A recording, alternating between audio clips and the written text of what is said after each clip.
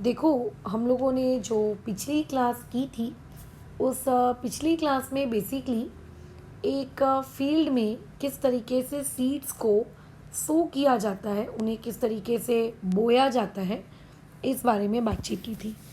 अब कैसा है, आपने एक फील्ड चूज़ की। ठीक है, उस पर्टिकुलर फील्ड के अंदर आपने ये सीड डाल दिया। ठीक है, उसके बाद आप क्या देखोगे कि वो पर्टिकुलर सीड जर्मिनेट हो जाता है। जर्मिनेट हो जाता है इन द सेंस उसके अंदर से आपको क्या मिल जाता है, आप लोगों को इस तरीके का एक बाहर आउट ग्रोथ में आपको क्या दिखता है, एक छोटा सा प्लांट निकलते हुए दिखता है। फिर वही प्लांट और खुद को बड़ा करने की कोशिश करता है ना। वो सीड और अपने अंदर से बड़ा बड़ा प्लांट निकालती है और आफ्टर सम टाइम आपको एक प्लांट उगा हुआ दिखता है उस पर्टिकुलर सॉइल में, है ना, हैविंग लीव्स। फिर उसकी और ग्रोथ होती है और कुछ दिनों बाद वो आप लोगों को एक अच्छे हष्ट पुष्ट पौधे में कन्वर्ट हुआ मिलता है। एक अच्छा खासा प्लांट आपको उससे मिल जाता है। तो होता कैसा है कि कोई भी एक छोटा सा जर्मिनेटेड पौधा वो ग्रोथ तो ले लेगा, मतलब शुरू तो हो जाएगा उसकी डेवलपमेंट, बट वो ज़्यादा अच्छे से तब डेवलप होगा। ठीक है, तब होगा जब आप उसको क्या दोगे, न्यूट्रिएंट्स दोगे, जब आप उसको प्रॉपर खाना पीना दोगे। बराबर। अब जैसे मान लेते हैं एक बेबी है, ह्यूमन का बेबी है, वो बड़ा तो तुम्हारे जितना हो जाएगा, बट उसकी ग्रोथ प्रॉपर हुई है कि नहीं हुई है, उसके बॉडी के जो ऑर्गन्स हैं वो प्रॉपर तरीके से डेवलप हुए हैं कि नहीं हुए हैं, ये कैसे पता चलेगा। ये इस बात पे डिपेंड करेगा कि आपने उस बच्चे को क्या खाना दिया है। ठीक है, बराबर, क्या खाना दिया है, क्या आपने उस बच्चे को प्रॉपर हेल्दी न्यूट्रिएंट्स खिलाकर बड़ा किया है या पिज़्ज़ा खिला के बड़ा किया है। इस बात पे क्या होगा, डिपेंड करेगा पूरा का पूरा आप लोगों के बच्चे का हेल्थ। तो वैसे ही कोई भी प्लांट एक हेल्दी प्लांट तब बनता है जब आप उस प्लांट को क्या सप्लाई करते हैं, प्रॉपर तरीके से न्यूट्रिएंट्स सप्लाई करते हैं। ठीक है, प्रॉपर तरीके से आप क्या सप्लाई करते हैं, न्यूट्रिएंट्स सप्लाई करते हैं। अब न्यूट्रिएंट्स कहाँ से आएंगे, जैसे बच्चे के पास प्रॉपर न्यूट्रिएंट्स कहाँ से आते हैं, जो खाना आप खिलाते हो उस बेबी को, जो मम्मी पापा खिलाते हैं उसी के थ्रू उसके पास न्यूट्रिएंट्स आते हैं। सही कह रही हूँ मैं, बिल्कुल। क्या प्लांट्स के भी कोई मम्मी पापा हैं जो प्लांट्स को न्यूट्रिएंट्स खिलाएंगे और प्लांट्स को वो न्यूट्रिएंट्स मिल जाएगा? नहीं, प्लांट के पास तो ऐसे कोई मम्मी पापा नहीं है। अच्छा, तो क्या कोई बारिश होने वाली है न्यूट्रिएंट्स की, कि अभी देखो मैडम न्यूट्रिएंट्स की ना बारिश होगी और न्यूट्रिएंट्स की बारिश में आप देखिए कैसे हमारे प्लांट्स को क्या मिल जाएगा, भर भर के न्यूट्रिएंट्स मिल जाएंगे? नहीं। तो प्लांट्स के पास न्यूट्रिएंट्स आते कहाँ से हैं फिर? तो कोई भी प्लांट की अगर आपको प्रॉपर ग्रोथ चाहिए तो प्रॉपर ग्रोथ या बहुत बेस्ट ग्रोथ के लिए आपको क्या चाहिए होता है, प्रॉपर न्यूट्रिएंट्स की रिक्वायरमेंट होती है। और ये न्यूट्रिएंट्स आते कहाँ से, ये पर्टिकुलर न्यूट्रिएंट्स आते हैं सॉइल के पास से। ठीक है, ये न्यूट्रिएंट्स कहाँ से आते हैं, सॉइल के पास से आते हैं ये nutrients. But the question is, soil के पास ये न्यूट्रिएंट कहाँ से आएंगे, सॉइल को ये न्यूट्रिएंट कौन देगा? क्या जब बारिश होती है तो बारिश के पानी से क्या न्यूट्रिएंट टपक टपक के गिरते हैं क्या? नहीं। तो ये न्यूट्रिएंट सॉइल के पास कहाँ से आने वाले हैं, हम लोगों का डाउट। तो एक्चुअली कैसा होता है कि जब बहुत करोड़ों सालों पहले जब सॉइल एक्चुअली फॉर्म हुई थी तब उसके पास बहुत सारे न्यूट्रिएंट्स पहले से उसके पास थे। लेकिन कैसा होता है, जब भी आप उस पर्टिकुलर सॉइल में क्या करते हो, प्लांट उगाते हो, तो प्लांट उस न्यूट्रिएंट्स को यूज़ करता है। जैसे मान लेते हैं मैंने इस पर्टिकुलर प्लांट को उगाया तो इस प्लांट ने उस पर्टिकुलर सॉइल के न्यूट्रिएंट्स यूज़ कर लिए और बहुत अच्छी ग्रोथ हुई। ठीक है, बहुत ही ज़्यादा अच्छी ग्रोथ हुई। एकदम एकदम एकदम अच्छी वाली ग्रोथ हुई। आपने उस पर्टिकुलर प्लांट को काट लिया, जैसे लोग क्या करते हैं, चावल उगाते, फिर चावल की फसल को काट लेते, तो वो जो सॉइल का न्यूट्रिएंट था वो तो उस चावल की फसल के पास चला गया और प्लांट के पास चला गया। सॉइल के पास क्या हो गया, न्यूट्रिएंट कम हो गए। ठीक है, सॉइल के पास क्या हो गए, न्यूट्रिएंट्स कम हो गए। आपने क्या किया, नेक्स्ट ईयर फिर से चावल की फसल उगाई, तो जो बचे कुछ न्यूट्रिएंट्स थे वो किसने ले लिए, चावल की फसल ने ले लिए। ठीक है, बचे कुछ न्यूट्रिएंट्स किसने ले लिए, चावल की फसल ने ले लिए। फिर उसके बाद आपने फिर से वो चावल की फसल काट दी और मिट्टी में न्यूट्रिएंट्स कम हो गए।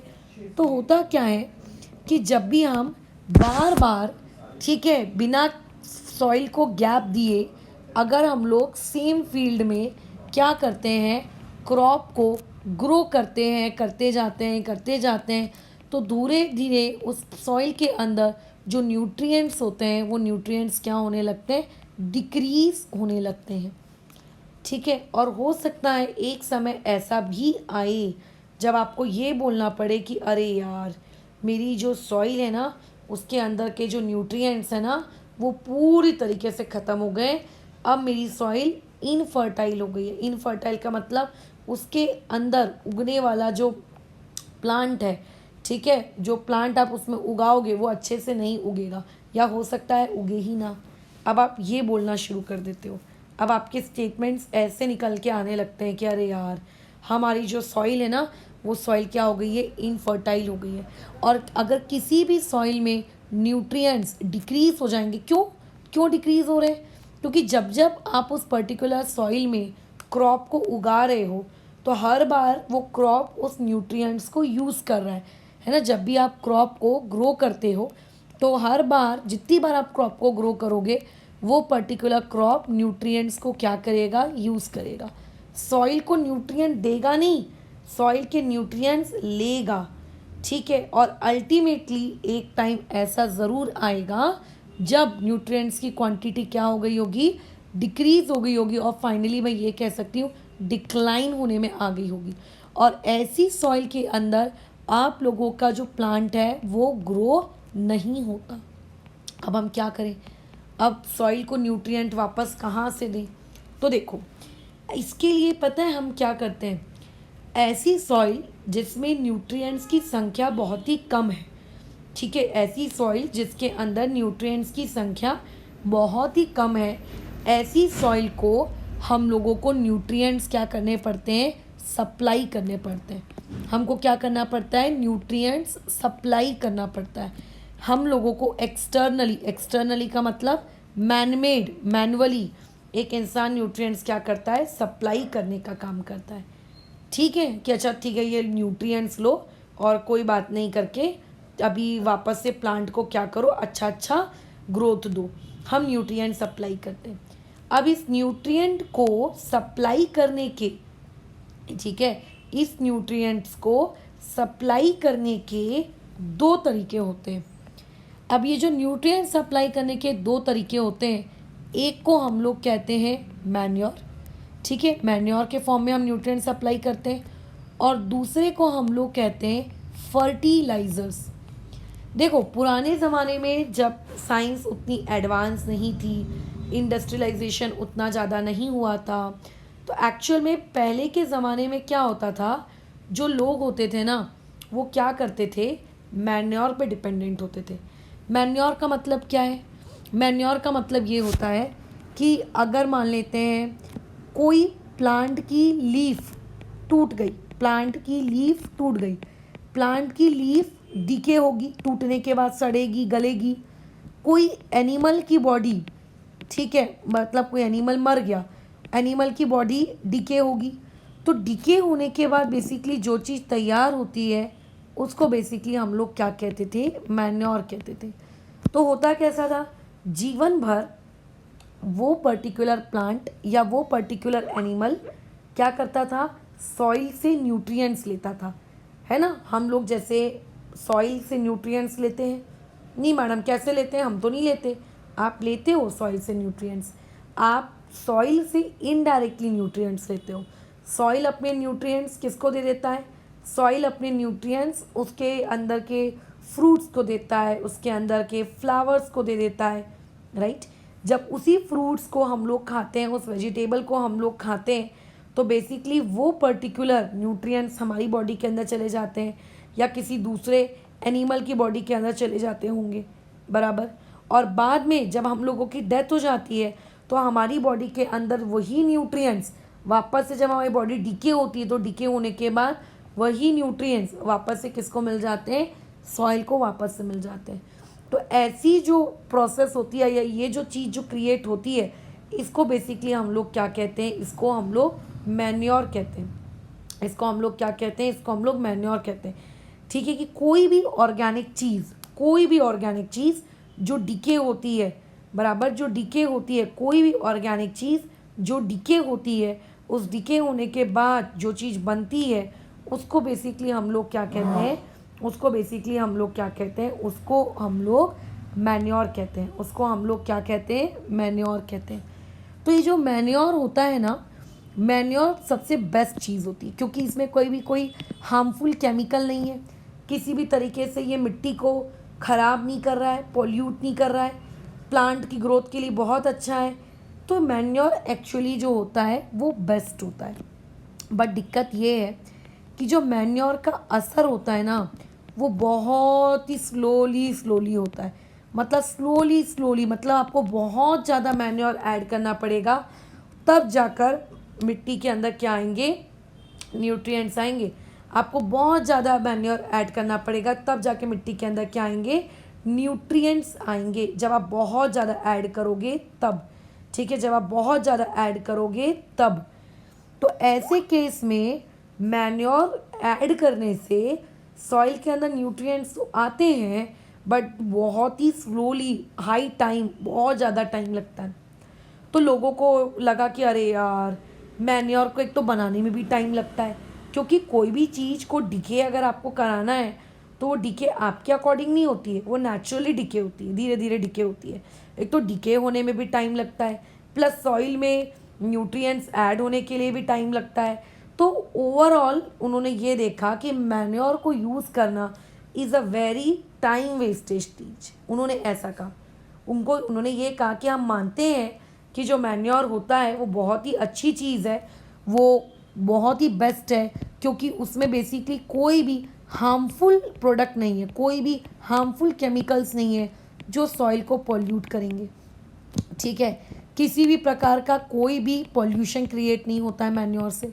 बल्कि मैन्योर तो अच्छा ही है कि जो पर्टिकुलर चीज़ें आपकी ज़मीन पर मर गई हैं, वो मरी हुई चीज़ों को या मरी हुई चीज़ों से हम लोग क्या कर रहे हैं, हम लोग उन्हीं मरी हुई चीज़ों से क्या कर रहे हैं, उन्हीं मरी हुई चीज़ों से हम लोग एक बहुत इम्पॉर्टेंट प्रोडक्ट बना रहे हैं जो हमारी मिट्टी के लिए क्या है, इम्पॉर्टेंट है।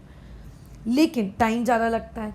एज वेल एज मैन्योर, सोचो इतना अच्छा है, मैन्योर इतना ज़्यादा अच्छा है कि जिस सॉइल को हम मैन्योर डालते हैं ना, जिस सॉइल में हम लोग मैन्योर डालते हैं, वो उस पर्टिकुलर सॉइल को ह्यूमस बना देता है। ह्यूमस का मतलब क्या होता है, उस सॉइल की जो टॉप लेयर है, आपने बचपन में ये चीज़ पढ़ा होगा, ठीक है। ह्यूमस का मतलब, ह्यूमस जो होता है, जो आप लोगों की सॉइल की टॉप लेयर होती है, ठीक है, सॉइल की टॉप लेयर होती है, उसकी टॉप लेयर में जाकर ये क्या हो जाता है, जमा हो जाता है, बराबर। तो ये बहुत ही इम्पॉर्टेंट कंपोनेंट होता है, ठीक है, किस चीज़ का, सॉइल का। ये बहुत ही इम्पॉर्टेंट कंपोनेंट होता है किस चीज़ का, सॉइल का। अब लेकिन कैसा है, लोगों ने देखा अरे यार टाइम बहुत ज़्यादा लग रहा है, तो उन्होंने क्या सोचा कि छोड़ो यार, कौन मैन्योर को यूज़ करे, मैन्योर के बदले कुछ और यूज़ करते हैं। उनके दिमाग में ये ख्याल आया। तब बड़ी बड़ी फैक्ट्री स्टैब्लिश हुई, ठीक है, बड़ी बड़ी क्या स्टैब्लिश की गई, फैक्ट्री स्टैब्लिश की गई। उन फैक्ट्रीज़ में मैनमेड मतलब इंसान जो होता है केमिकल्स प्रोड्यूस करने लगा। उस इंसान ने क्या किए, केमिकल्स प्रोड्यूस करने लगा, ठीक है, केमिकल्स प्रोड्यूस करने लगा। कैसे, ये ऐसे, जैसे मान लेते हैं तुम्हारी मिट्टी में नाइट्रोजन की कमी है, तो वो एक ऐसा केमिकल प्रोड्यूस करेगा जिसमें भर भर के नाइट्रोजन होगा। वो एक ऐसा केमिकल प्रोड्यूस करेगा जिसमें भर भर के फास्फोरस होगा। यानी कि जिस पर्टिकुलर न्यूट्रिएंट की रिक्वायरमेंट है आपकी मिट्टी को, वो पर्टिकुलर चीज़ क्या कर रही है, उसी पर्टिकुलर केमिकल को वो प्रोड्यूस करता है और बाद में उसको क्या कर देता है, सॉइल के साथ मिक्स कर देता है। और जब वो सॉइल के साथ मिक्स कर देता है तो सॉइल देखती है, प्लांट देखता है, अरे वाह मेरे को तो नाइट्रोजन चाहिए था, मुझे नाइट्रोजन मिल गया। और जैसे ही उसको नाइट्रोजन मिल जाता है वो बड़ी खुशी खुशी से अपनी ग्रोथ कर लेता है। लेकिन क्या दिक्कत है फर्टिलाइज़र्स में?